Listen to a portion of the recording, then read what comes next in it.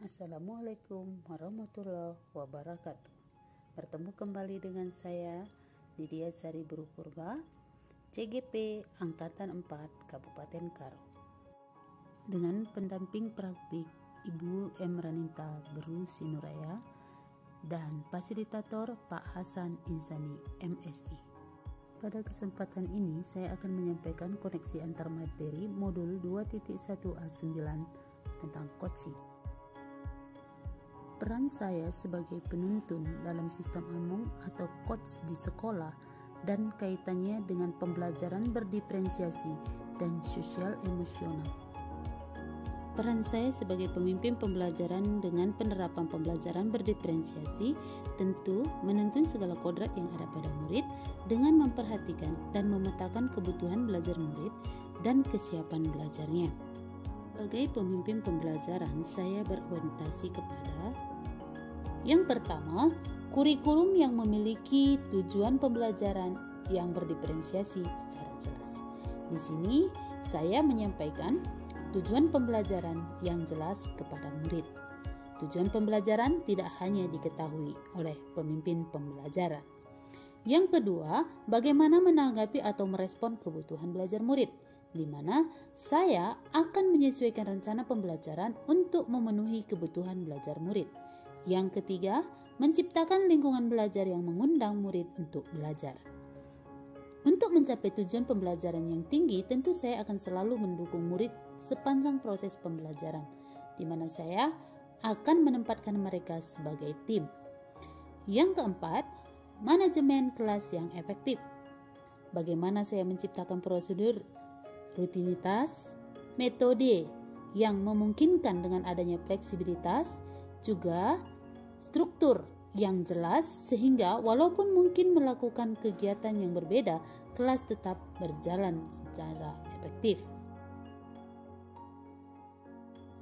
Yang kelima, penilaian berkelanjutan. Bagaimana saya menggunakan informasi yang didapatkan dari proses penilaian formatif yang telah dilakukan untuk dapat menentukan murid mana yang masih ketertinggalan atau sebaliknya mencapai tujuan pembelajaran yang telah ditetapkan. Dengan demikian, potensi diri murid akan tumbuh dan berkembang dengan baik. Di samping itu juga, saya menerapkan pembelajaran sosial emosional atau PSE berdasarkan kesadaran penuh atau mindfulness kepada murid secara sistematis dan komprehensif, di mana tujuan pembelajaran sosial dan emosional yaitu 1. Memberikan pemahaman, penghayatan, dan kemampuan untuk mengelola emosi atau kesadaran diri. Yang kedua, menetapkan dan menciptakan tujuan yang positif atau pengelolaan diri. Yang ketiga, merasakan dan menunjukkan empati kepada orang lain. Yang keempat, membangun dan mempertahankan hubungan yang positif atau keterampilan membangun relasi. Yang kelima, membuat keputusan yang bertanggung jawab atau pengambilan keputusan yang bertanggung jawab. Untuk itu, saya akan menuntun murid untuk menumbuhkan sikap sosial dan emosional murid dengan kesadaran penuh atau mindfulness. Karena kesadaran penuh atau mindfulness muncul saat seorang sadar sepenuhnya pada apa yang sedang dikerjakan, dengan pemikiran yang terbuka atau dalam situasi yang menghendaki perhatian yang penuh. Sehingga apabila terjadi kondisi yang menantang, baik perilaku yang tidak disiplin, bahkan kondisi di mana seorang murid mengalami suatu gejolak yang sulit ia atasi, saya akan memilih untuk bertanya kepada mereka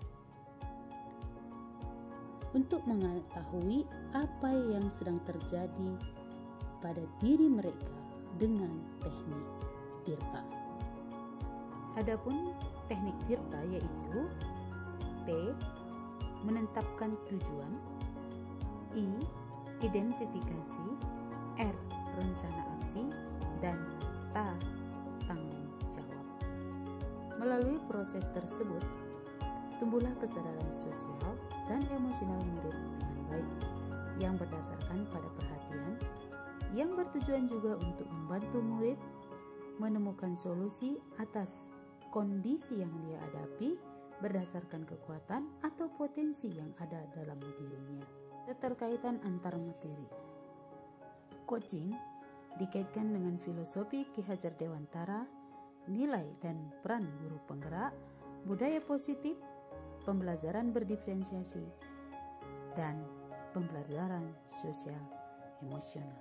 Kegiatan coaching memiliki koneksi dengan filosofi pendidikan Ki Hajar Dewantara, di mana pemimpin pembelajaran sangat menjunjung tinggi kodrat yang ada pada murid saat melakukan coaching.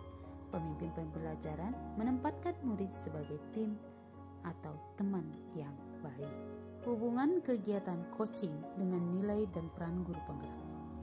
Nilai guru penggerak yang meliputi mandiri, reflektif, kolaboratif, inovatif, serta berpihak kepada murid, dan peran guru penggerak sebagai pemimpin pembelajaran menggerakkan komunitas praktisi, menjadi coach bagi guru lain, mendorong kolaborasi antar guru, serta mewujudkan kepemimpinan pada murid merupakan kekuatan pemimpin pembelajaran atau seorang guru dalam melakukan kegiatan coaching. Demikian juga budaya positif. Melalui kegiatan coaching akan menumbuhkan budaya positif di lingkungan pembelajaran, terutama sekolah, dan memelihara hubungan baik antara guru, murid, dan pemangku kepentingan, sehingga timbullah lingkungan yang positif, aman, nyaman, dan kondusif. Hubungan coaching dengan pembelajaran berdiferensiasi. Melalui coaching, pemimpin pembelajaran dapat mengidentifikasi kebutuhan belajar murid sesuai dengan kesiapan belajarnya, sehingga tujuan pembelajaran dapat tercapai. Keterkaitan coaching dengan pembelajaran sosial dan emosional. Melalui kegiatan coaching, pemimpin pembelajaran dapat menumbuhkan rasa percaya diri pada diri murid dengan adanya pendekatan terhadap murid. Dengan demikian, murid dapat menemukan solusi atas kondisi yang dihadapinya sendiri berdasarkan kekuatan atau potensi yang dimilikinya.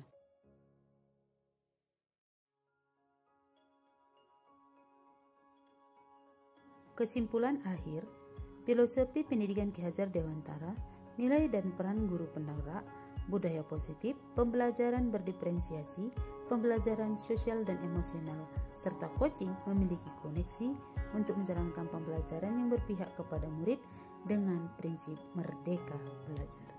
Demikian koneksi antar materi dari saya. Terima kasih dan salam bahagia.